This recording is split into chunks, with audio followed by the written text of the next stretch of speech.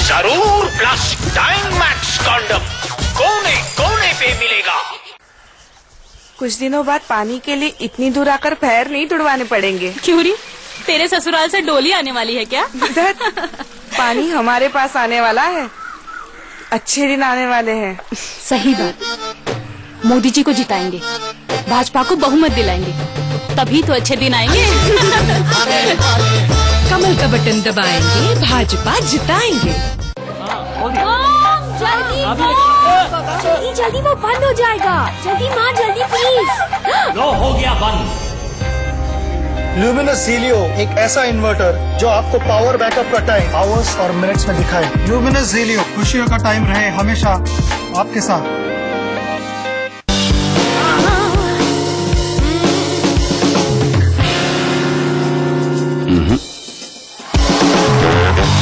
चलना ही है तो स्टाइल से चलो यार।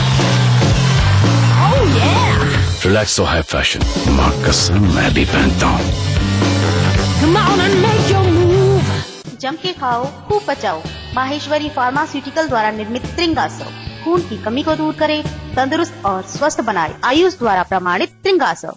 गोलगप्पे पानी पूरी क्यों खाते हो चोरी चोरी?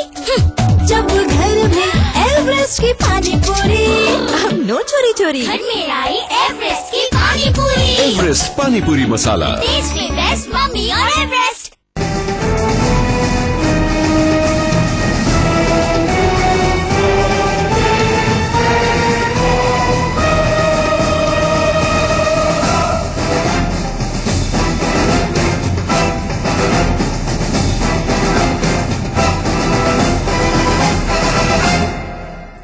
हम कांग्रेस के पावर मंत्रा को समझने की कोशिश कर रहे हैं, जो अपनी चुनावी रैली में आजकल केंद्रीय सरकार की उपलब्धियों को गिना रही है, लेकिन भ्रष्टाचार घोटालों पर बिल्कुल बात नहीं कर रही। लेकिन उसके बाद भी इतने सालों से कांग्रेस जीतती कैसे? जीत का ये मंत्र क्या है?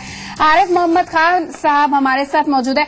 आरिफ साहब, कितना वाजिब आप इसे कहेंगे कि एक धर्म गुरु धर्म की बात नहीं कर रहा, बढ़ चढ़कर प्रेस कॉन्फ्रेंस कर रहा और कह रहा है कि आप कांग्रेस के पक्ष में वोट दीजिए। अगले दिन उसी परिवार का एक छोटा भाई कह रहा है कि कांग्रेस की पूरी कोशिश है कि जितने भी गैर कांग्रेसी शासित राज्य है वहां पर ध्रुवीकरण हो। कांग्रेस पार्टी ने सबसे ज्यादा चीट किया है। ये पूरी लड़ाई के बीच में कोई पिस नहीं रहा है, आपको नहीं लगता? मुझे ये लगता है कि हम पहले तो धर्म गुरु की परिभाषा क्या है ये मैं जानना चाहूंगा। किसी मस्जिद में नमाज पढ़ा देने से कोई धर्म गुरु नहीं हो सकता, और धर्म गुरु कोई नमाज अगर पढ़ाता है तो वो इस देश का नागरिक भी है, और नागरिक होने के नाते उसे अपनी राय रखने का भी अधिकार है। हमें काहे को उसके ऊपर कोई आपत्ति होनी चाहिए। लेकिन मैं फिर लौट के आ रहा हूं उस जगह कि जहां आप मुस्लिम और अल्पसंख्यक को आप इंटरचेंजेबल तौर पे इस्तेमाल कर रहे हैं। जब आप किसी को अल्पसंख्यक कहते हैं तो आप उसको ये कह रहे हैं कि तुम दूसरों से बराबरी में कम हो, और इसे मैं अपना अपमान मानता हूं कि मेरे धार्मिक आस्था के कारण नहीं। भारत का संविधान बिल्कुल स्पष्ट है, भारत का हर नागरिक और उसके अधिकार, उसके ऊपर वो किस धर्म का है, क्या भाषा बोलता है, किस लिंग का है, कहां पैदा हुआ है, इसका कोई असर नहीं पड़ता उसके ऊपर। मेरी सारी आपत्ति इस बात पर है कि अंग्रेजों की जो विरासत है, जिसको हमारे राजनीतिक दल वोटों को नागरिक का वोट के लिए अपील करने की बजाय वो उसे ग्रुप वोट में लेना चाहते हैं, और मीडिया में बजाय इसके कि इस पूरे ढकोसले को एक्सपोज किया जाए, मीडिया भी वही भाषा इस्तेमाल करने लगता है, और उस अज्ञानता का और जो संविधान नहीं, ये बिल्कुल आप जो शब्दों का मैं तो मुद्दों पर बात कर रही हूँ। मैं तो मुद्दों पर बात कर रही हूँ। मैं तो यही कह रही हूँ मजहबी मुद्दे आगे आ जाते हैं। कहाँ कांग्रेस विकास पर चर्चा कर रही है? अभी कहेंगे आप अभी अच्छा चलिए, अब मैं इस मैच में तो शामिल नहीं होऊंगा कि आप मुझे बीच में काटें और कहें मैं आपके शब्दों को ही कोट करे देता हूं कि लखनऊ के फला इलाके में जहां अल्पसंख्यक हैं अल्पसंख्यक अल्पसंख्यक सिर्फ एक सेंस में संविधान ने इस्तेमाल किया है, और वो है शिक्षण संस्थान स्थापित करने के लिए। उसके अलावा और वहां भी केवल ये विश्वास देने के लिए कि ऐसी संस्थाओं को मदद देने में सरकार किसी किस्म का भेदभाव नहीं करेगी। राजनीतिक तौर पे कोई अल्पसंख्यक नहीं है। राजनीतिक तौर पे ध्यान रखिए कि किसी भी कॉन्स्टिट्यूशनल डेमोक्रेसी में, संवैधानिक लोकतंत्र में जो राजनीतिक मंत्र है वो है one with law is majority. जिसका आचरण, जिसका व्यवहार संविधान कानून सम्मत है वो बहुमत है। अल्पसंख्यक वो है जो कानून को तोड़ता है। नहीं तो इसका राजनीतिक, आपको नहीं लग रहा है कि इसका राजनीतिक फायदा उठाया जा रहा है? शब्दावली का प्रयोग है। मैं भी तो यही कह रहा हूं, जब ये बात कही जाती है कि ये वास्तविकता है हमारे समाज की, सही है, ये वास्तविकता है, लेकिन हमारे संविधान ने हमारी महत्वाकांक्षा बताई है कि जहां हम बिरादरी से, जाति से, भाषा, इस सब से ऊपर उठ के अपने आप को नागरिक के तौर पे देखें, और इस देश का, आज इस देश का ये भारत राष्ट्र ये अंग्रेजों के तहत नहीं है कि जहां ये समुदायों का संग्रह था। ये आज भारत राष्ट्र की इकाई संविधान के मुताबिक भारत का नागरिक है, समुदाय नहीं है। इसको आप जब बहस का मुद्दा बनाते हैं तो आप इस चीज को, उसको क्रेडिबिलिटी दे रहे हैं, उसको रेस्पेक्टेबिलिटी दे रहे हैं, और बिल्कुल फ्रीली यूज कर रहे हैं एक वर्ग के, एक समुदाय के बारे में कि वो अल्पसंख्यक हैं। अल्पसंख्यक कौन है? तो मुझे इसमें पूरी चीज पर आपत्ति है। स्वामी अग्निवेश जी, आपके ऊपर नहीं कह रहा हूं, मैंने इसके ऊपर खूब लिखा, ठीक, मैंने खूब लिखा है इसके ऊपर, बोला हूं इसके ऊपर, पार्लियामेंट में भी, बाहर भी। स्वामी अग्निवेश जी, इतनी कमीशन ने इतनी रिपोर्ट सामने निकल कर आई है स्थिति और हालात को भांपने के लिए, आपको लगता है कि उसको लागू करने में भी राजनीति हो गई, ठीक तरीके से वो लागू नहीं हुई? नहीं, मैं आपसे पूरी तरह सहमत हूं कि सच्चर समिति की रिपोर्ट बिल्कुल लागू नहीं करके दिया इन्होंने, और रंगनाथ मिश्रा कमीशन की रिपोर्ट को भी, और दोनों यूपीए 1 और यूपीए 2 के दौरान वो इसका इस्तेमाल करने की कोशिश करते रहे कि जब चुनाव आ जाए तो ये झुंझुना उनके सामने लटकाया जाए और कहा जाए कि देखो ये हम लागू कर रहे हैं, ये दे रहे हैं, वो दे रहे हैं करके। यदि शुरुआत से ही इन सब चीजों को लागू किया गया होता, तो जो हमारे मुस्लिम भाइयों की गरीबी है, उनकी अशिक्षा है, उनकी तमाम और चीजें हैं, वो दूर होती। लेकिन अभी मुझे नहीं लग रहा है कि ये इस समय कांग्रेस का ये जो झुंझुना काम करने वाला है।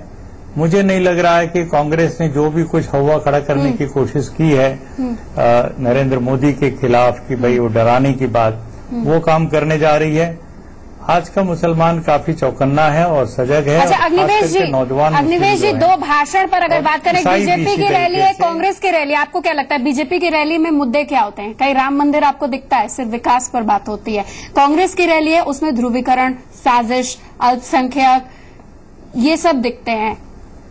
ऐसा क्यों है? बदलाव हो क्यों नहीं रहा है? बीजेपी की रैली में कोई राम मंदिर का मुद्दा नहीं उठा। हाँ, ठीक। और उन्होंने बाकायदे इस प्रकार के जो मुद्दे थे, जो धार्मिक मजहबी टाइप के, जो हिंदुत्व के मुद्दे कहलाए जाते थे, वो इस बार बीजेपी ने बाकायदे स्क्रूपुलसली उसको अवॉइड किया है। ठीक, इतना सब कुछ होने के बाद भी विक्रम राव जी यहाँ पर विक्रम राव जी, मैं आपसे एक छोटे संसवाल के बाद ये भी जानना चाहूंगी कि एक तरफ आप कहते हैं कि हमारा समाज जागरूक हो गया है, हम कांग्रेस के पावर मंत्रा की बात कर रहे हैं, और यही कहा जाता है कि कांग्रेस वहीं पर हारेगी जहां अल्पसंख्यक उसे वोट नहीं देंगे। ये हम आपसे जानने की कोशिश करेंगे कि इतना सब कुछ हो गया, इतने मजहबी मुद्दों पर बात हो गई, विकास के मुद्दों पर बात हो गई, लेकिन फिर भी वोट मिलता है, फिर सबक लेने की बात की जाती है, फिर वोट मिलता है। पावर मंत्रा के पीछे की वजह क्या है, इसके बारे में जानेंगे, फौरन लौट रहे।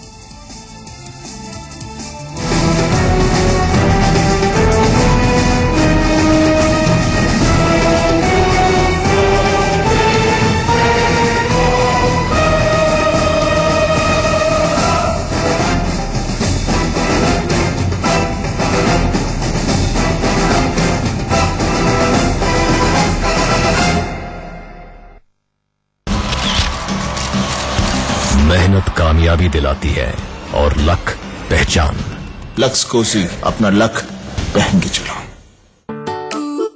खुश करो, खुश रहो। खुश नहीं, सुपर खुश रहो। Good night advance active plus combi pack अब सिर्फ 66 रुपीज का। एक खिलाड़ी अकेला पूरे मैच को नहीं जिता सकता, इसलिए हमारा वोट उसी को जाएगा जो अकेले नहीं पूरे टीम के साथ खड़ा हो। हमारा वोट कांग्रेस को। नवरत्न एक्स्ट्रा ठंडा तेल, सबसे ज्यादा ठंडा, सबसे ज्यादा असरदार, सबसे ठंडा। अब नवरत्न एक्स्ट्रा ठंडा तेल के साथ नवरत्न गुलजल मुफ्त। तोड़ देनी चाहिए वो दीवारें जो हम में दरारें पैदा करे, और मजबूत दीवारों के लिए सिर्फ अंबुजा सीमेंट, जो मेरी काबिलियत और रोजगार की दूरी को कम करता है। मेरा वोट उसी को, मेरा वोट कांग्रेस को। असली इंडिया, असली मसाले MDH, यही है असली India.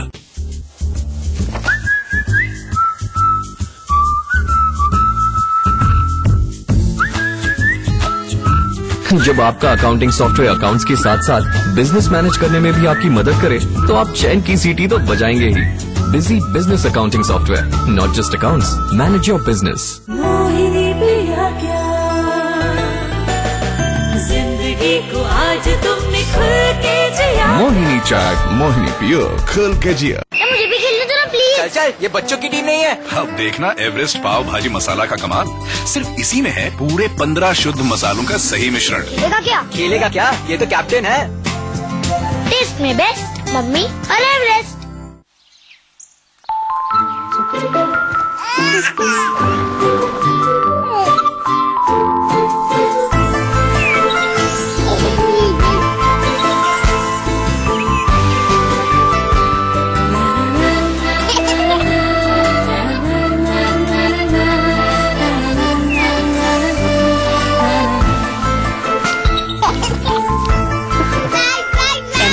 ZVTS, the comfortable radio. दिन भर धूप में मशीन बेचता था, कचरा साफ करने वाली। शाम तक मेरे खुद के दिमाग में कचरा भर जाता था, टेंशन और सरदर्द जैसा। फिर सर ने बोला हर शाम नवरत्न तेल लगा, 9 आयुर्वेदिक जड़ी बूटियों वाला। गलत सलाह। तेल से सरदर्द जाता है क्या? लेकिन नवरत्न तेल ने सही में टेंशन, सरदर्द और थकान को किया पल में गायब।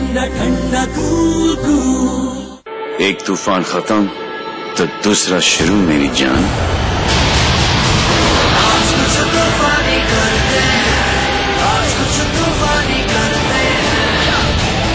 कैसा चल रहा है? सब ऊपर वाले की। चचा तूफानी दे दो, फ्लाइट पकड़नी है। जाओ तूफान शुरू करो, बस ढक्कन ही तो हटाना है। रिलैक्स तो है फैशन, चलना ही है तो स्टाइल से चलो यार। माँ कसम मैं भी पहनता हूँ। हमारा संकल्प कि कैंट आरओ से अपने परिवार को देंगे 100% सुरक्षा और 100% सेहत। कैंट के आरओ और यूवी से घुली हुई अशुद्धियां भी निकले पर मिनरल्स बने रहे। आप भी जुड़िए और पिए सबसे सुरक्षित पानी।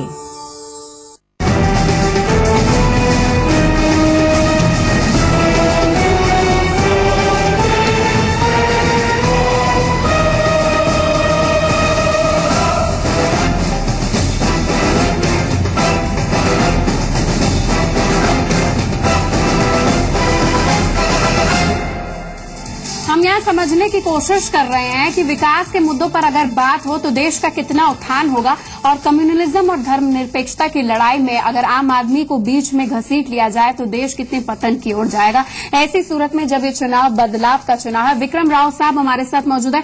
विक्रम राव जी, मैं आपसे जानने की कोशिश करूंगी, जहां एक तरफ इतनी कमीशन, इतनी रिपोर्ट बनाई गई, दयनीय स्थिति बताई गई, हर चुनाव से पहले रिजर्वेशन की बात यहां पर की जाती है, मैनिफेस्टोज में तमाम वायदे होते हैं, लेकिन उसके बाद भी जागरूकता के नाम पर 70% अल्पसंख्यक ऐसे हैं जो रजिस्ट्रेशन कराते हैं, वोटिंग भी करते हैं, लेकिन इतना जागरूक हो गए।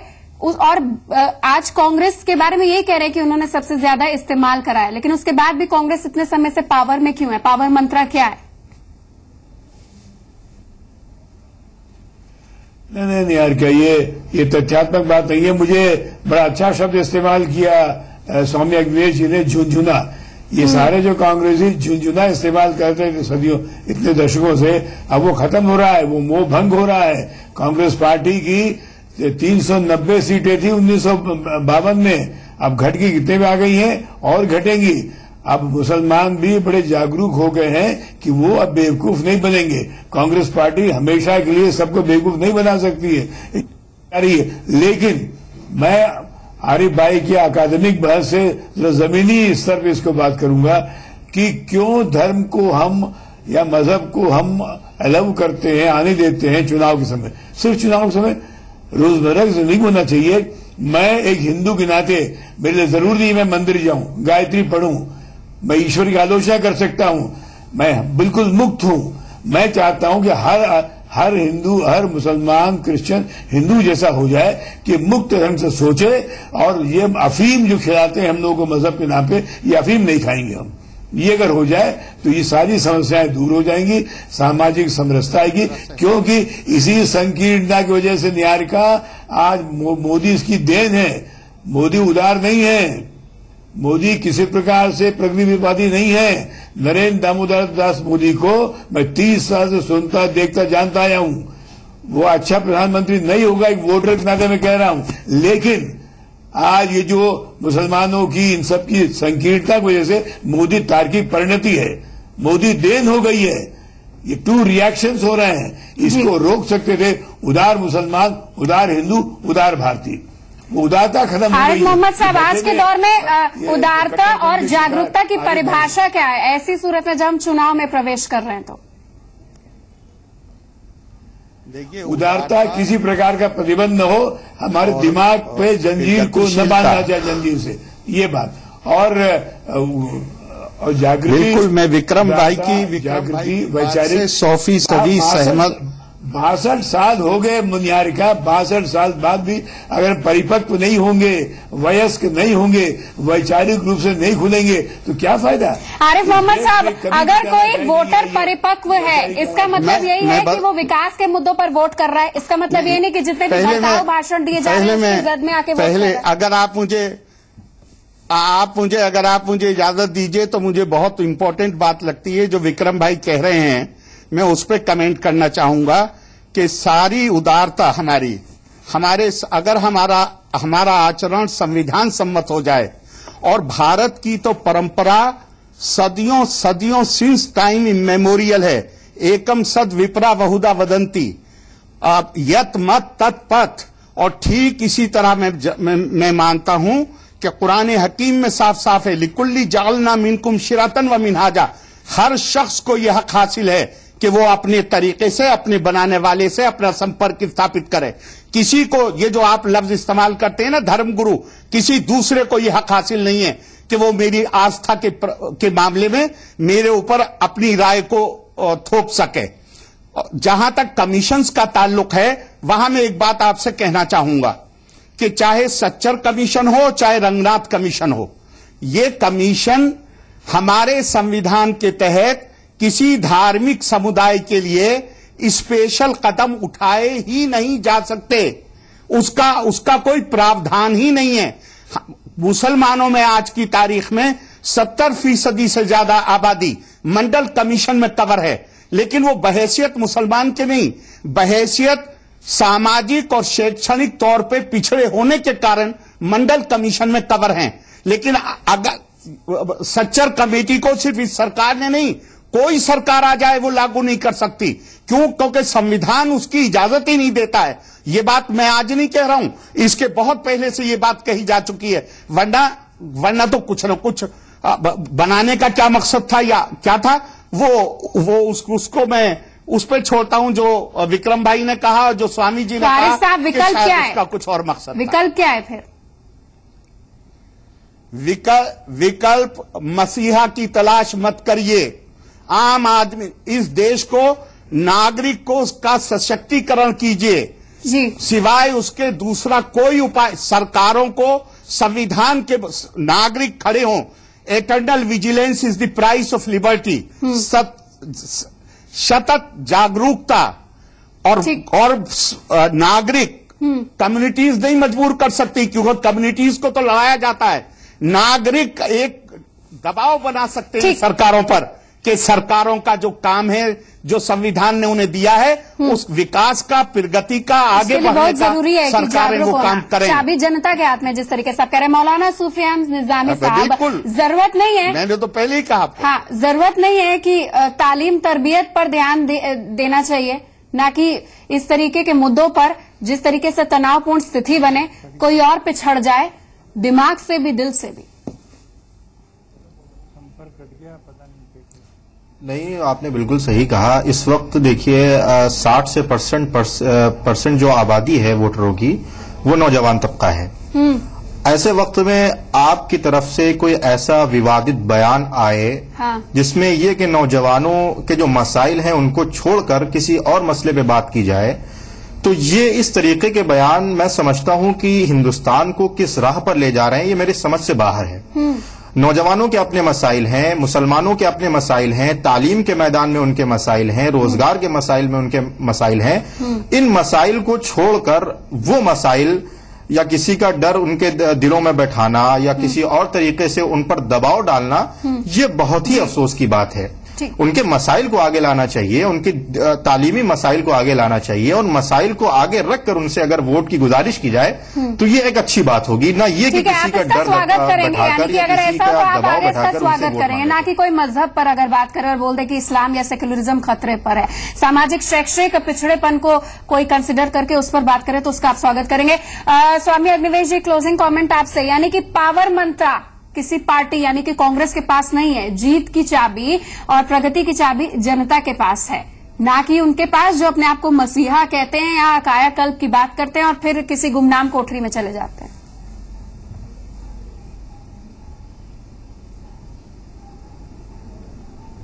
अग्निवेश जी,